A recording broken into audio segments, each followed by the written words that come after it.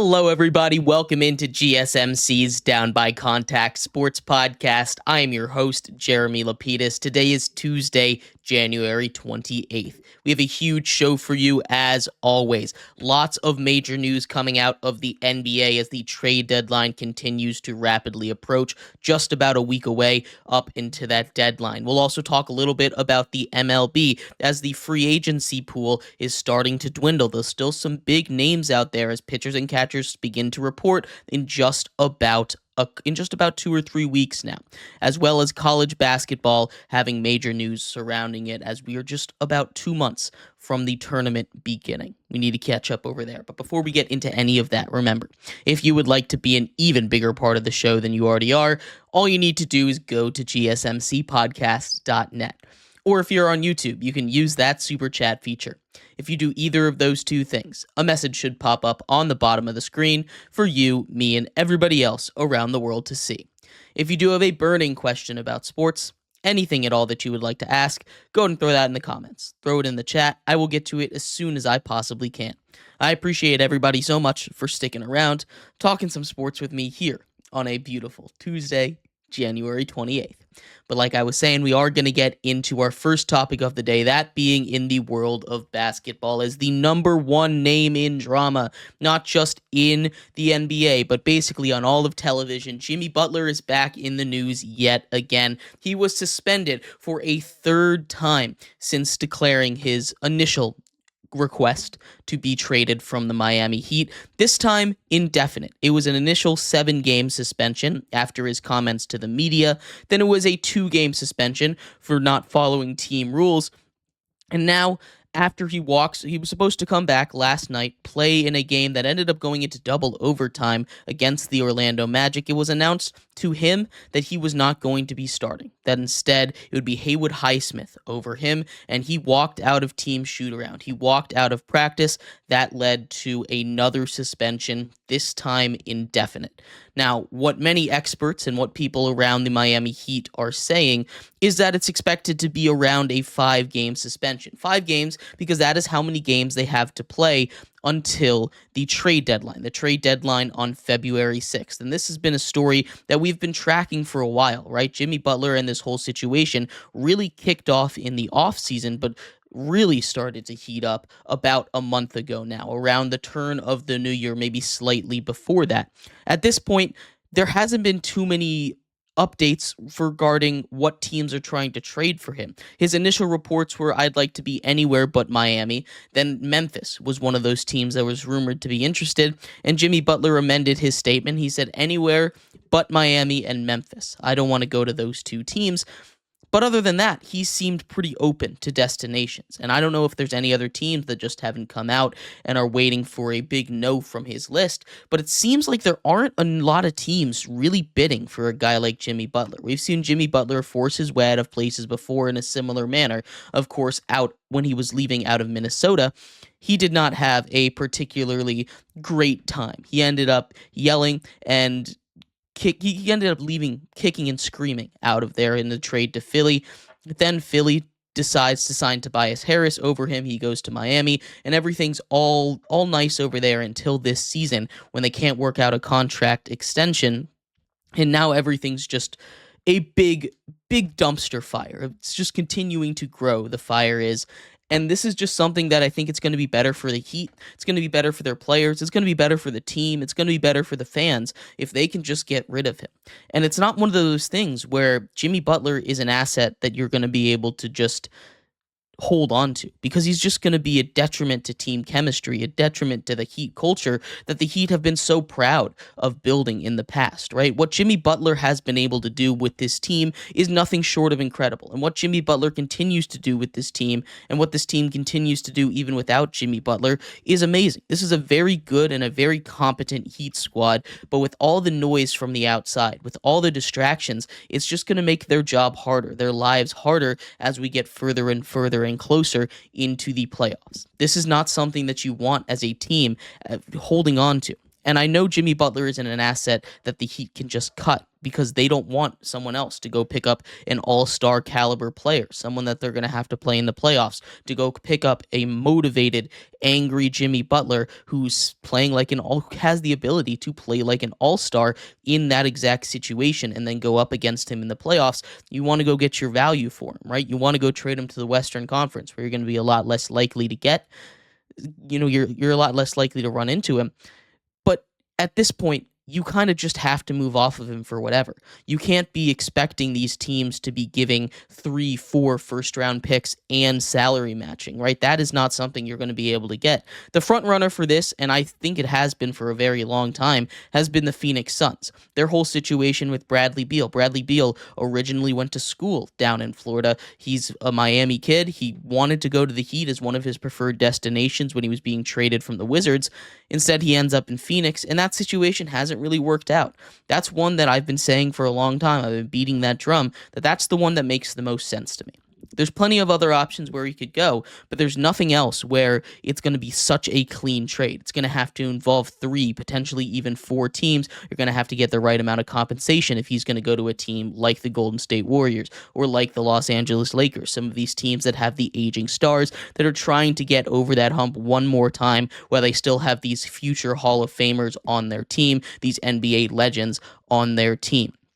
I just don't see it happening really anywhere but the Suns, and I think the Suns are really pushing that leverage. I think the Heat are trying to get the price up as high as they can, but at the end of the day, the Suns, they just need to be able to match the contract, and they just probably could get it done with Bradley Beal and the two or three of the firsts that they just got in that Utah Jazz trade. If they can pull that off this season, if they can fill that out and then give him the extension that he really wants, which they might be able to do if they can get that Bradley Beal money off of the books, then this is something that makes a little bit of sense. And I think he's a better fit over there than Bradley Beal is, but still, I don't see any other team that is really going to give this trade a run for its money. I don't see another team that's out there that Jimmy Butler would like to spend the rest of his career on. And I'm not sure what kind of value the Heat are going to get. They're definitely not going to get the normal amount of value if this had just been handled in a quiet situation. So Jimmy Butler has done what I think he wanted to do. Create drama, create a story, and create a disadvantage for the Miami Heat. Maybe he wanted the Miami Heat to get him out of there, but they're not going to be able to get the kind of compensation they want. So this is going to be a very messy divorce, more messy than it already has been, and it's been one of the messier ones that I've seen in a very, very long time. But at the end of the day, Jimmy Butler is just making more noise. He's off the court. He's probably never going to play again in a Heat uniform. It is an indefinite suspension. So even if they don't get rid of him, they can just keep him suspended for the rest of the season, which that would be a wild turn of events because he is the kind of player that you want in a playoff run. And if he's just not willing to cooperate, then he's just not willing to cooperate. And sometimes that's just how it goes. But let me know what your thoughts are. Where does Jimmy Butler end up? Does he end up going to the Kings now that we see a De'Aaron Fox potential trade situation over there as well? Lots of moves potentially. We'll talk about De'Aaron Fox coming up in the next segment as the news from Shams Charania dropped earlier today. We'll talk about what destination he might prefer because he has a preferred destination, where he might end up, and what the trade market is looking like for a guy in De'Aaron Fox. We'll be right back here on GSMC's Down by Contact Sports Podcast. I feel like I'm losing my mind.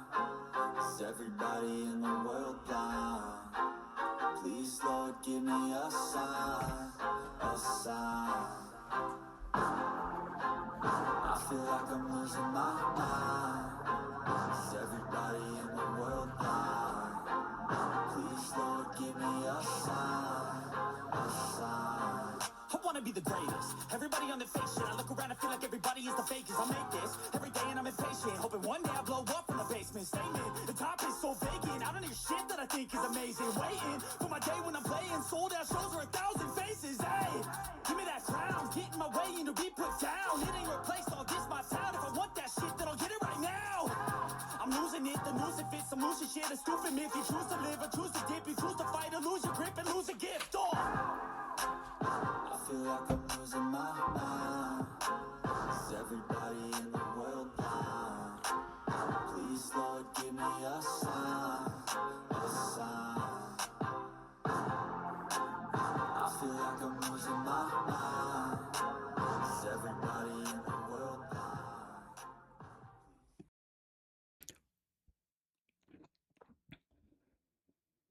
Welcome back to GSMC's Down by Contact Sports Podcast. I'm your host, Jeremy Lapidus. Today is Tuesday, January 28th. If you were just tuning in, we just finished going over the Jimmy Butler situation. He has been suspended for the third time this season. This one, an indefinite suspension. We talked about where he might end up and really the whole rundown of what's been going on ever since the whole Jimmy Butler and Heat saga has really heated up. But we're gonna continue our basketball talk in this segment, going over another star that might be traded by the February 6th deadline. That being De'Aaron Fox of the Sacramento Kings, the winner of the Clutch Player of the Year a couple years ago, former top 5 pick of the organization out of Kentucky. He's been amazing. He's been the main guy over there. He's been the one that's kind of pushed them past that awful spurt that they were since the early 2000s, but now he wants out. He's going to be a free agent next offseason, and he has a couple destinations reportedly in mind. We'll talk about which ones those are and if any of them will make sense for a trade right now. But before we get into that, remember, if you would like to be an even bigger part of the show than you already are, all you need to do is go to gsmcpodcast.net. Or if you're on YouTube, you can use that super chat feature. If you do either of those two things, a message should pop up on the bottom of the screen for you, me, and everybody else around the world to see. If you do have a burning question about sports, anything at all that you would like to ask, go ahead and throw that in the comments. Throw it in the chat. I will get to it as soon as I possibly can. I appreciate everybody so much for sticking around, talking some sports with me here on a beautiful Tuesday, January 28th. But like I was saying, we are going to get into our next basketball topic here. It is De'Aaron Fox. He wants out of Sacramento. A report coming out from Shams Charania today, the ESPN NBA insider. He came out and said De'Aaron Fox is no longer happy in Sacramento. De'Aaron Fox would like to find a new way out, and he is not going to re-sign a contract. He is a free agent in the 2026 season. And the Sacramento Kings are looking to get a little bit back from him, right? This is not the season that the Kings expected. They fired their coach early on in the year, and they have been on a little bit of a run here, getting back to around 500. They brought in some help for De'Aaron Fox and Domantas Sabonis this season, bringing in DeMar DeRozan, a mid-range shooter, to help complement some of their skills over there. And it just hasn't quite worked out the way that the Kings expected it to. It was always going to be a tough Western Conference schedule this year, a tough Western Conference grind to get into the playoffs at a minimum, and the Kings were one of those teams that were a bubble team as it stood, but right now I'm not entirely sure if they're even going to make the playoffs, which is why we're looking at a potential De'Aaron Fox trade now. He wants out, and the Sacramento Kings are open to talks to potentially deal the point guard before the deadline, right? That's what the tweet from Shams Charania said, and this all came out today. He also implied in the tweet that De'Aaron Fox has a preferred destination. The preferred destination, despite what a lot of people are going to think off the bat, is not the Lakers. He does not want to go to the Lakers, and we don't know what that preferred destination is, but we do have a couple of speculations, right? And the most popular one that I have seen, the one that I've seen the most reporting, is the San Antonio Spurs. A lot of this, of course, having to do with Victor Wembanyama. The pairing of him and Chris Paul has been really good this year, and you've got a couple of young rookies, Stephon Castle over there, that started to show a little bit of potential.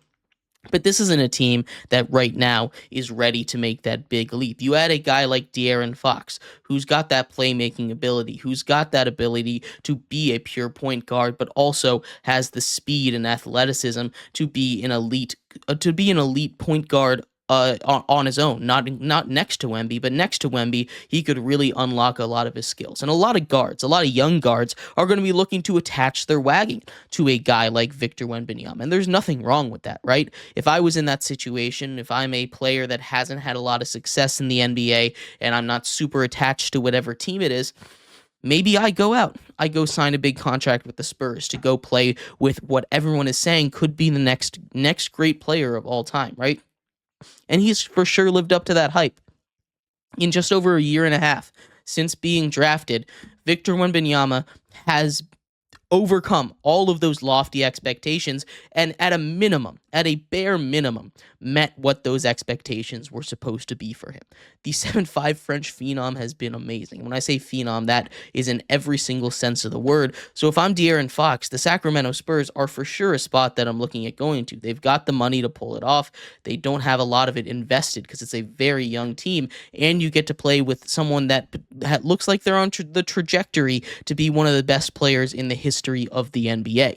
Aside from that, he could go to another young team. This one I'm a little less gung-ho about, the Houston Rockets. They're second in the Western Conference right now. They have continued to play great basketball. They have a really good defensive core and a lot of young offensive weapons that are continuing to develop.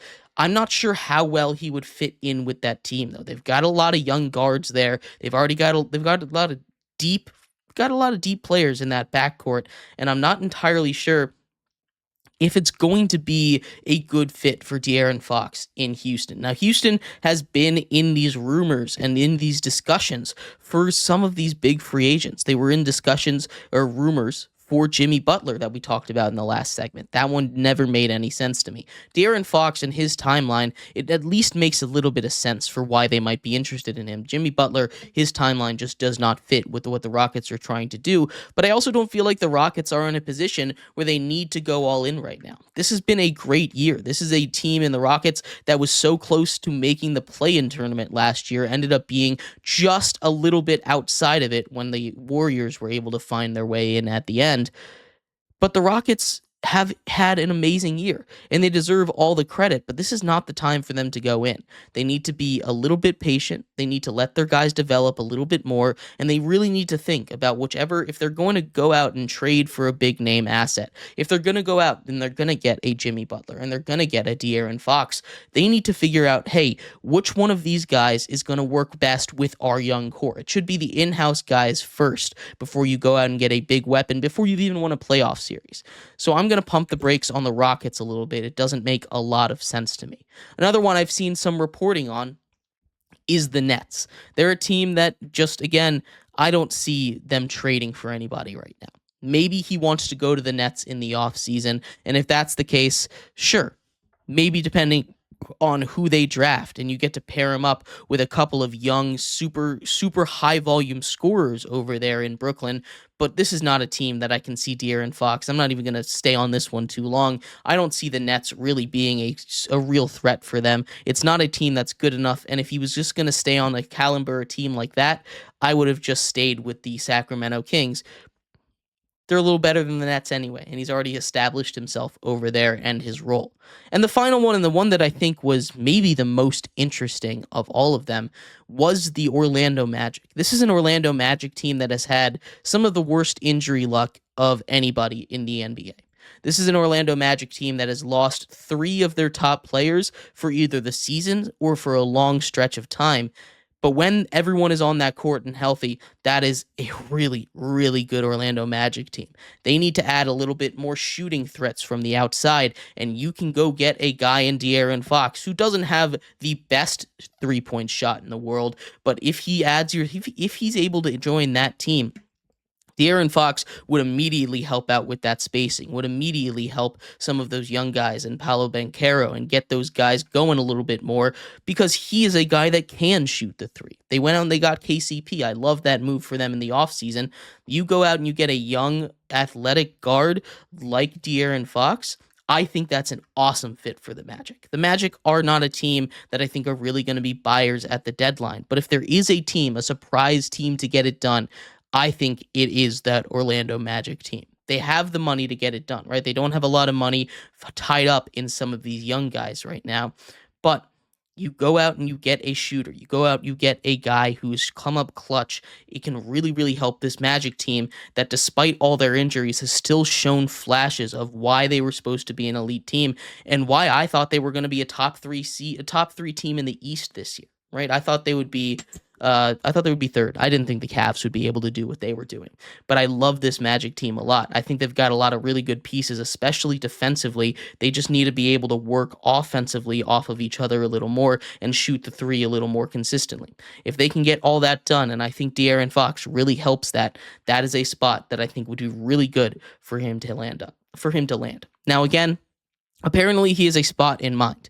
And if he does end up getting traded, it doesn't sound like it's a guarantee that he gets traded. I don't think it would be to the spot that he wants, unless he wants to go to one of these teams that isn't really fitting his timeline. But I think overall, the Orlando Magic would be a really, really good spot for him. He's coming out of Kentucky, so it's not hometown, but it wouldn't be too far away. And I think, again, that is the best spot for him. That or the Spurs, I think, would be a really interesting fit for De'Aaron Fox to go to. But I'd love to hear your thoughts on this. Where do you think De'Aaron Fox end up? Does he get traded? I'm kind of on the side that he won't get traded this offseason or this trade deadline, but who knows? Potentially a big swing, because it's been a really quiet trade deadline outside of Jimmy Butler. But again, let me know what you think. I'd love to hear your thoughts. We're going to take a quick break here. When we come back, we turn our attention away from the NBA. We turn our attention to the MLB. Pitchers and catchers report in just about 2 or 3 weeks. We're going to talk about some of the remaining free agents that are still out there, some of the big names that have yet to find a home for the 2025-2026 MLB season. We'll be right back here on GSMC Down by Contact Sports Podcast. Looking for your daily fix of sports talk without having to pay for it? GSMC Sports Network is available on YouTube. Just search GSMC Sports Network. Get your fix of daily sports talk shows on YouTube, absolutely free. NFL, college football, NBA, MLB, MMA, UFC, fantasy football, and so much more. GSMC Sports Network has shows running all day long, with new sports shows starting every 2 hours. Just like on your favorite cable sports channel, except GSMC Sports Network is absolutely free. Just search GSMC Sports Network on YouTube to catch one of your new favorite shows, like the GSMC College Football Podcast, Chip Shot Football Podcast, Hoops and Heels Women's Sports Podcast, GSMC Basketball Podcast, and so many more. Check it out for yourself. GSMC Sports Network, now available on YouTube absolutely free. Search GSMC Sports Network on YouTube right now.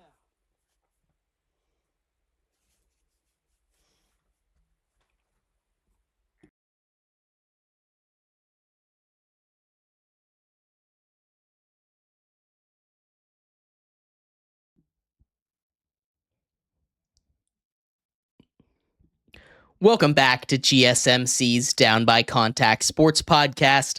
I am your host, Jeremy Lapidus. Today is Tuesday, January 28th. If you were just tuning in, we just finished going over the two big names in the NBA trade market as the trade deadline approaches just about a week away. We talked about Jimmy Butler. We talked about De'Aaron Fox based on the report that came out today from Shams Charania. In this segment, we turn our attention to the MLB. Baseball, their free agency continues to go. We had one major signing, Jurickson Profar, being signed by the Braves. We'll talk about that, as well as some teams and players that have yet to find homes. We'll figure out where they might end up and why it's taking so long for some of these names to find a spot. We'll talk about that in just a second, but before we do, remember, if you would like to be an even bigger part of the show than you already are, all you need to do is go to gsmcpodcast.net. Or if you're on YouTube, you can use that super chat feature. If you do either of those two things, a message should pop up on the bottom of the screen for you, me, and everybody else around the world to see. If you do have a burning question about sports, anything at all that you would like to ask, go ahead and throw that in the comments. Throw it in the chat. I will get to it as soon as I possibly can. I appreciate everybody so much for sticking around, talking some sports with me here on a beautiful Tuesday, January 28th.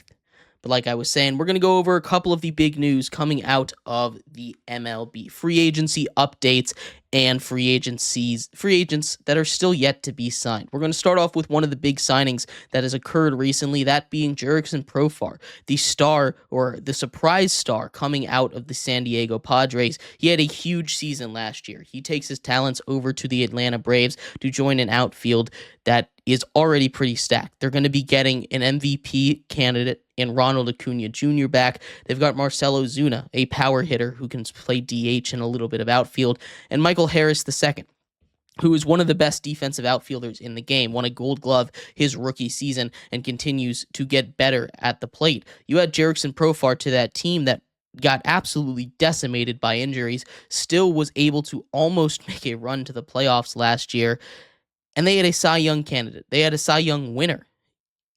This is a team that's stacked on paper, off paper, and they're there to make another run. I think adding Jerickson Profar is really going to help. They took a swing on Jared Kelenic last year to help replace and have some depth in the outfield behind Ronald Acuna Jr. after he went down with his injury. Kelenic didn't really work out. They're going to continue to try and find their replacements. They're going to continue to try and build that outfield. But what the Braves have done, even despite losing a couple of key arms in this offseason, they've really done a great job of shoring up what was a little bit of a depleted lineup, was a little bit of a depleted team from what looked like a comparable squad on paper to the Los Angeles Dodgers at the beginning of last season. I thought the Braves and the Dodgers were pretty much on paper the two best teams. Instead, the Braves dealt with their fair share of injuries, and the Dodgers went on to win the World Series. But we move on to this season. Jerickson Profar, after coming off of his best season, his first All-Star nod in his career after being drafted in the top 10, he finds a way to get a little bit of money in a contract year. He heads over to Atlanta, and he should be a huge addition for them if he can keep up what he did last season. A couple guys that have not been signed, though. Maybe the biggest name that's still left on the pitching side of things is Jack Flaherty. Jack Flaherty, former Cardinal, moved on to the Tigers and was traded to the Dodgers at the trade deadline last season. There's been a lot of rumors for Jack Flaherty coming off of winning his first ring. He is a guy that is really good. He was a huge piece of their win of the World Series run, pitching a couple of key games to get them past the Mets in the championship series, and a key game in the World Series when they took on the Yankees. Jack Flaherty was a huge get for them at the deadline, but they already have so many arms. We went over it after they brought in Roki Sasaki. They've got 6 guys, potentially more, that could continue to go and pitch for this team, right? You've got Clayton Kershaw, who's going to come back, reportedly. You've got Roki Sasaki. You've got Tyler Glasnow. You've got Shohei Ohtani coming to the mound. They signed Blake Snell.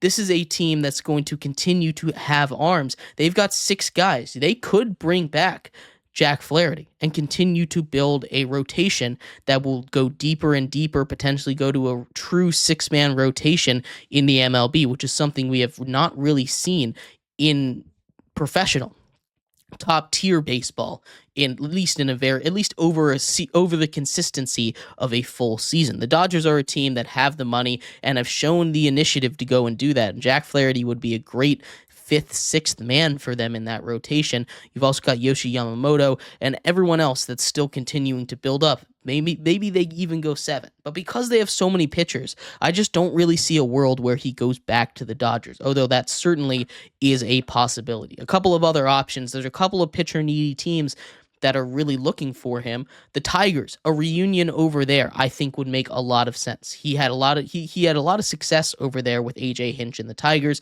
and I think that's one that would be a really good spot for him to land.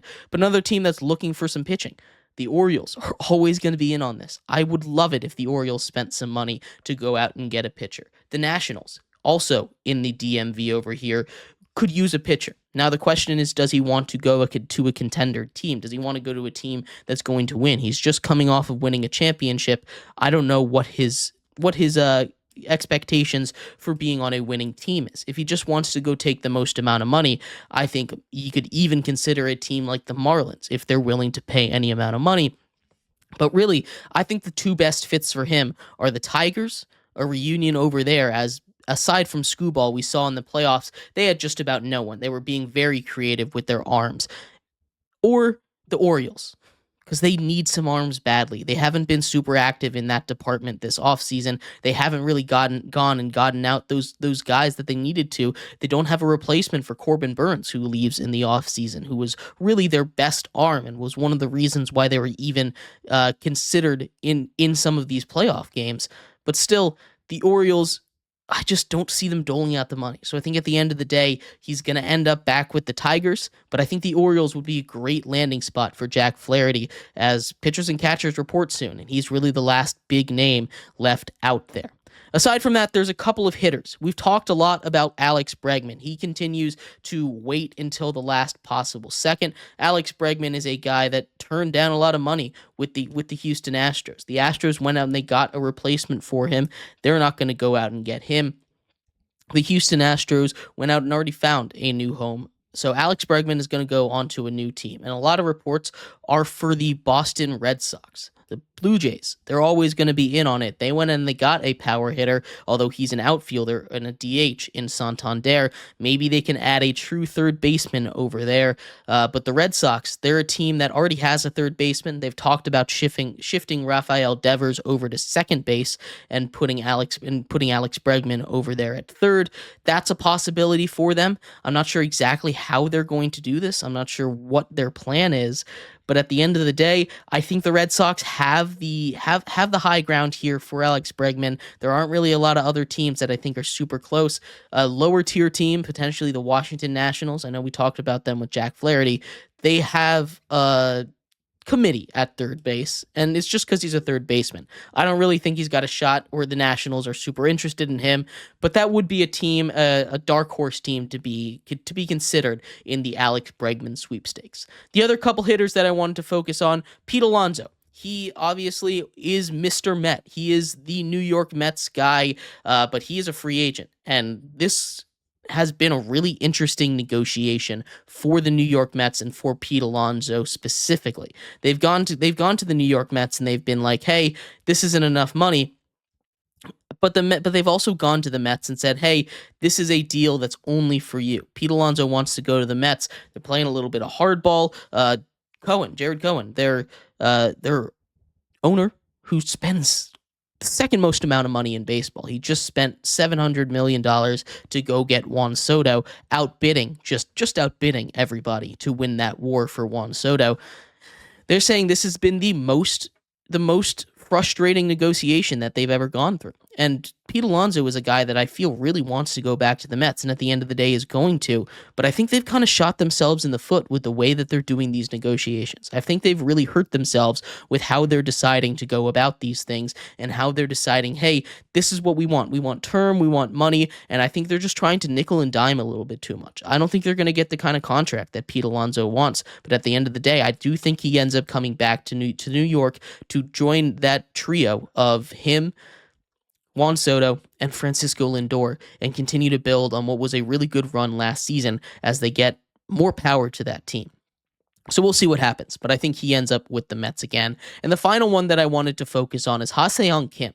Ha-Seong Kim, the shortstop for the Padres last season, is still a free agent. He can play just about anywhere on the infield, but I was thinking about this. Where is he going to go? Because this is a really talented infield for the Padres. They have shortstops literally everywhere, and I don't know, especially at this rate, if he is coming back. One team that came to mind was the Dodgers for me, right? You look at it, and they've had Mookie Betts playing shortstop, and Mookie Betts is a good shortstop, sure. He's one of the best shortstop in the game purely because of his offensive talents, but he's also solid as a defender. But he won Gold Gloves over there in the outfield. And I think the Dodgers lost a little bit of talent defensively in the outfield.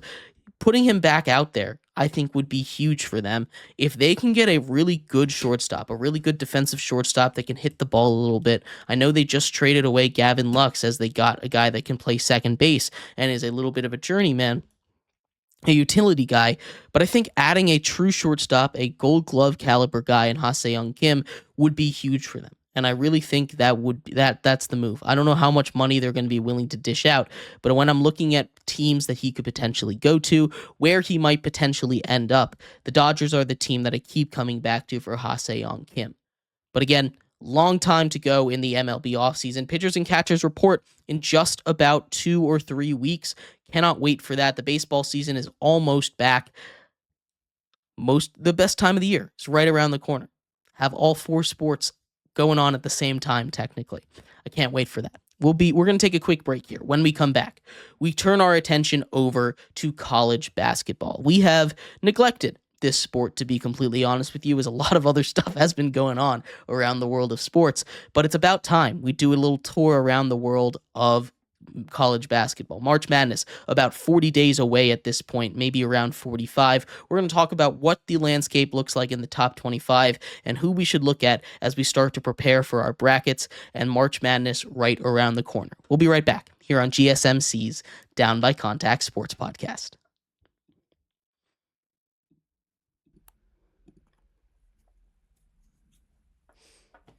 For the best and latest podcasts available anywhere, go to the podcast app on your cell phone and type in GSMC to access free content-rich podcasts on health and wellness, book reviews, sports, entertainment, relationships, social media, movies, technology, finance, and even weird news. Subscribe and download the GSMC Podcast Network's family of shows, available everywhere podcasts are found.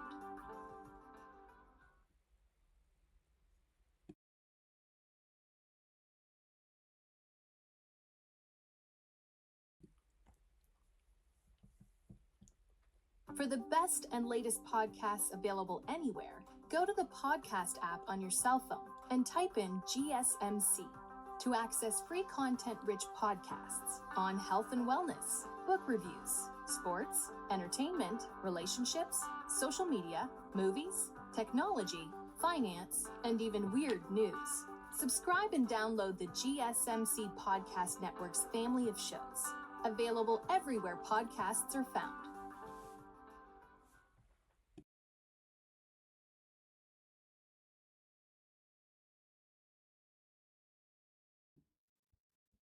Welcome back to GSMC's Down by Contact Sports Podcast. I am your host, Jeremy Lapidus. Today is Tuesday, January 28th.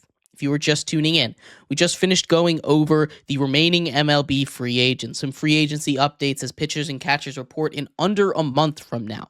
In this segment, we turn our attention to college basketball. Lots of news going around there, as in just over a month from now, we get to see March Madness kick off.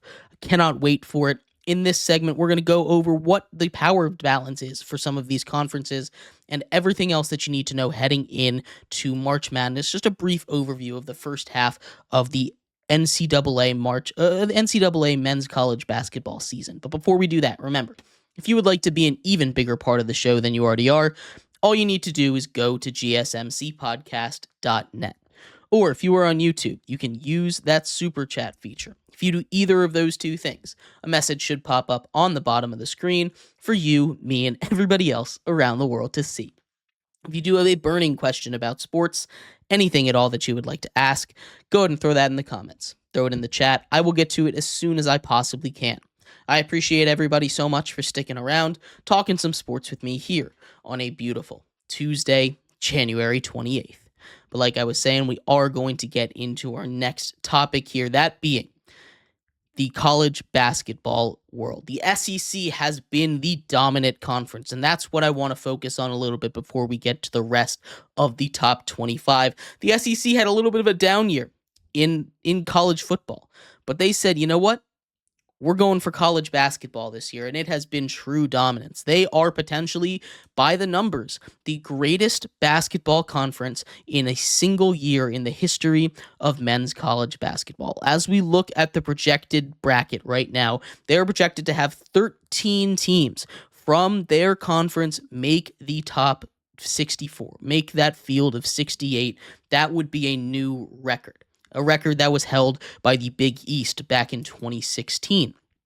This is crazy how good this SEC conference is. And it's not just like you're going to get a whole spattering of 12 and 13 seeds. These teams have been dominant. Every single one of them, all 13 of them. In fact, they have the number one overall team in the country in Auburn. And in and of itself, That's not necessarily the most crazy thing, but they also have 3 out of the top 5, 5 out of the top 10, and 11 out of the top 25 teams are from the SEC. And most of those teams aren't some of these newcomers like a Texas. While Texas has been good this season, Texas isn't one of those teams that's in there. You have a Vanderbilt who, under Mark Byington, has turned their program completely around, right? You have a team in Auburn at the top. You have a team in Mississippi State, in Ole Miss, that are in the top 25 here. All of these teams in the top 25, Alabama in the top 10, just continue to dominate day in and day out, and it's setting up some of these great matchups. Tennessee is a really good team, as always, but this is an SEC. This is an SEC year that overall people were a little bit disappointed in as you go to a conference of the whole, because of the football just didn't match up to what you expected, right? They didn't really make waves in the college football playoff. They weren't in the national championship game. There weren't any of them in the top 4, right?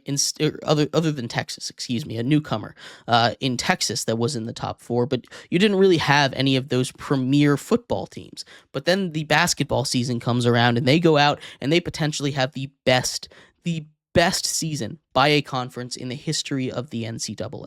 But it's not just that. It's not just the SEC, but Duke is all the way back. Cooper Flagg has led this program to the top. They've won 14 straight games. They're 10-0 in ACC play, and they're the number 2 team in the country, sitting at 17-2, only trailing Auburn, who's at 18-1 as we speak right now.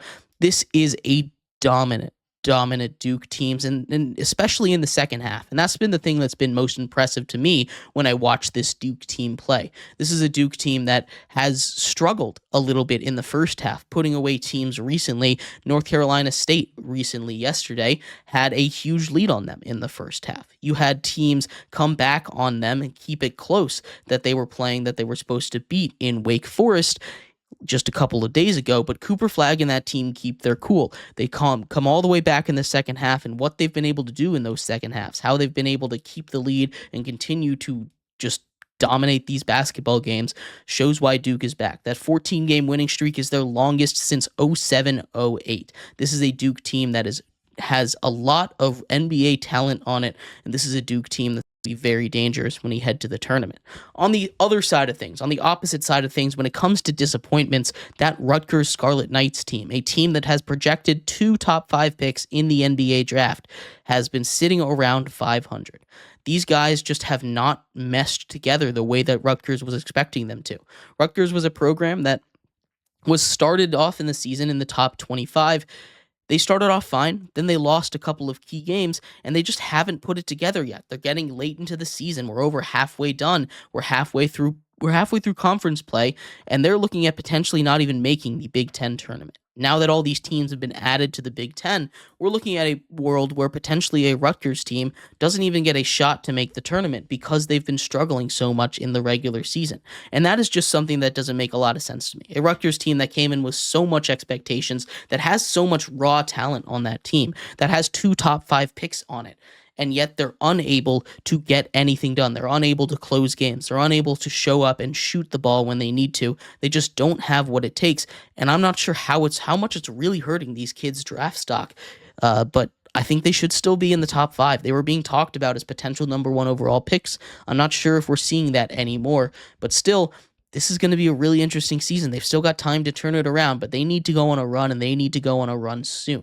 There's been lots of surprises, lots of awesomeness coming out of the NCAA. Louisville is all the way back. We get a lot of surprises, a lot of greatness in this season, and I cannot wait to see what happens. This has been a really fun year, but SEC dominance has been the theme of college basketball as we get further and further into the year. They just have been the best conference by a mile, and they're beating each other up right now. So I'm curious how many teams are going to end up making the field, but they're getting a lot of those quad 1, quad 2 kind of victories, which is going to be really good in these net rankings and all these numbers that the computers use to sort these colleges. So the SEC could get 13, 14, maybe even 15 teams in, depending on how the rest of the schedule goes. But let me know what you think. I'd love to hear your thoughts on this. We're going to take a quick break here. When we come back, we finish off our show going over some NFL head coaching stuff. The NFL head coaching stuff, 4 head coaches had their introductory press conferences yesterday. We're going to talk about what we learned from them, which ones stuck out, and what kind of takeaways I had, and if the letter grade changed based on those interviews. We're going to take a quick break and come back here on GSMC's Down by Contact Sports Podcast.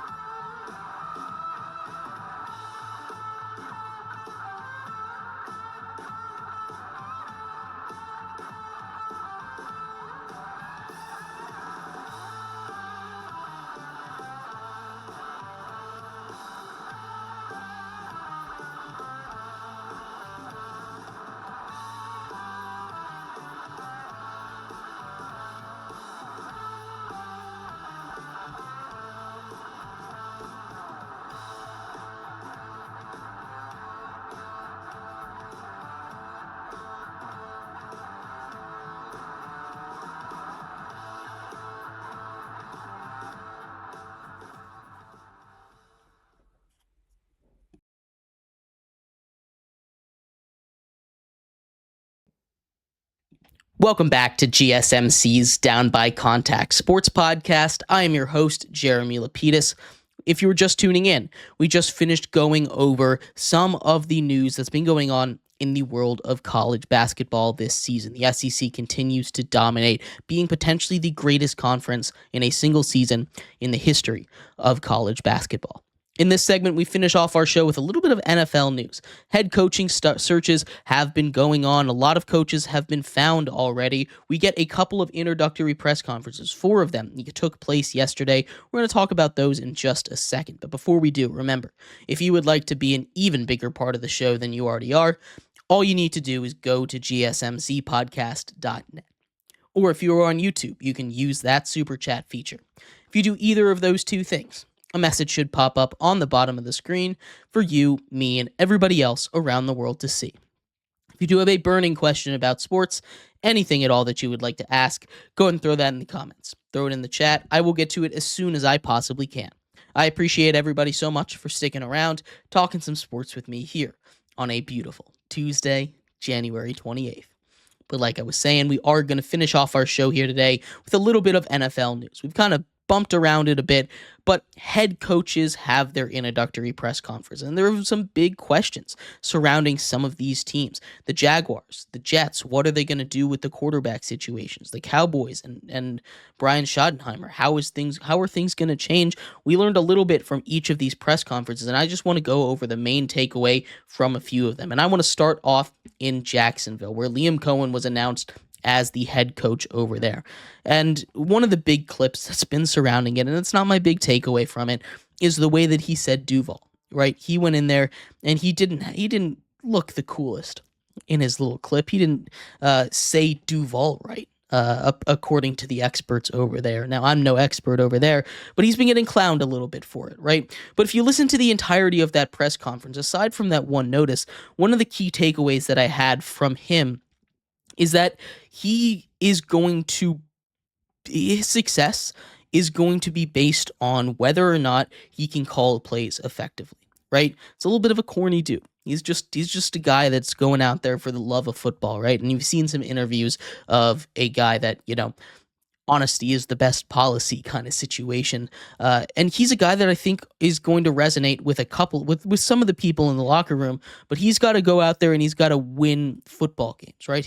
What's going to be really interesting is the staff that he hires, because he's coming in with a blank slate, right? They fire the GM. He's basically got free leave to go out and bring anybody he wants in. And I think that's going to be one of the key things for how successful he is as a head coach. Obviously, that's one of the most important jobs you can have as a head head coach, is to go out and bring in the right staff. That's why you see the Lions head coach with Dan Campbell being praised so widely. He brought in now 2 guys that were hired in this cycle, right? You have all of these coaches that are getting poached, and all of these really successful ones, they bring in the good coordinators, the ones that can really make their team go, that are potential head coaching candidates. And that's how you know that you really do a good job as a head coach a lot of time. How many of your guys are getting poached? Now, that's not the end all be all of everything, but it's something that I think is really important, a really important job of head coaches. And I'm really curious how Liam Cohen is going to do it. Right? They talked a lot about Trevor Lawrence, and that has to be a centerpiece of it, right? Trevor Lawrence is locked in. He signed a $55 million a year contract before the start of last season, so he's someone that you have to be in lockstep with, and I think having an offensive play caller is going to be huge for Trevor Lawrence, for the Jags as they continue to develop. But one of the key things that I really like about this Liam Cohen hire, aside from what we learned in this press conference, was that he developed a run game over there in Tampa Bay. And if he's able to develop a run game over there in Jacksonville, that's going to be huge. Travis Etienne had a real down year last season, and Tank Bigsby stepped up big, but it wasn't a great running offense. If he's able to get a guy like Travis Etienne into a Bucky Irving role, and a guy like Tank Bigsby into a Rachaad White role, I know he doesn't have quite the same hands that Rachaad White has, but still, it's going to be huge if he can get that lightning and thunder back combo done, because he's got that. You can do a true 50-50 split with both of these guys being effective as runners. You just need to be able to build a playbook around Trevor Lawrence, build a playbook around Brian Thomas Jr. You have the playmakers, you have the skill positions, you got to fill in the trenches, you got to fill in that defense, because they've got a couple pieces over there as well. And I think this is a Jaguars team that, if you're looking at a team to turn it around quickly, kind of be Washington Commanders-esque, this is the one. This is the one that I'm targeting for the team to turn it around the most. I'm not saying they're going to make an AFC championship game. I'm not saying they're going to turn around and make the playoffs, but going from 4 wins to 9 wins, that is for sure a possibility. Maybe even a division championship in the division that they're currently in, with the mess that the Texans are in and the mess that the Colts are in as well. So I'm really curious to see how this goes. A couple other big things that I wanted to talk about from these press conferences was Aaron Glenn. I loved hearing Aaron Glenn talk, the way that he handled the media, the way that he was able to handle New York. Now, he's a guy that was drafted to New York as a player. He's a guy that spent his career there, started off as a scout there, started off his career as a head coach there now, right? That's what he was talking a lot. He's got a lot of experience over there in the New York media, and I think the way that he handled it, I think the way that he was able to deal with the reporters, the way that he was able to deal with the questions, and the way that he handled the situation surrounding Aaron Rodgers was super impressive. And I think he's going to be a really great head coach over there. I loved the interview that he put out there. I loved the way that he handled himself. I loved the way that he was just talking and was confident. That's not something that you can see a lot of times. Obviously, we all remember the Adam Gase interview where he was looking kind of insane when he was introduced. He looked poised, he looked confident, he looked ready, and I think that is exactly what the Jets need. He's obviously got a really good defensive formula. That's why he's been a successful defensive coordinator for a long time. But really, what I think he's going to do is he's going to get this team to buy in. And if he can get Aaron Rodgers to come in, buy in, which they still talked about, they hadn't made a decision on clearly, but the owner said they'd be open to bringing Aaron Rodgers back. So my guess is that he will be back next season. I'm not sure how it's going to go, but if he can control Aaron Rodgers, which a guy like that I think might be able to, that goes a long way for this Jets team. And I don't want to get my hopes up for the Jets again, because I was burned last season by it. But I really do like what he said in his press conference, and I think that's one that could really work over there. But let me know what you think. What do you think of these hires? I'm really curious about them, because those two were ones that I was a little bit more on the fence and not 100% on, but I think they both looked really good in their press conferences. But I'd love to hear your thoughts. We're going to thank you, everybody, so much for tuning in to today's episode of GSMC's Down by Contact Sports Podcast. I have been your host, Jeremy Lapidus. We'll be back tomorrow talking all things sports from around the world. Thank you for tuning in. We'll be back then. Y'all have a good one. Bye-bye.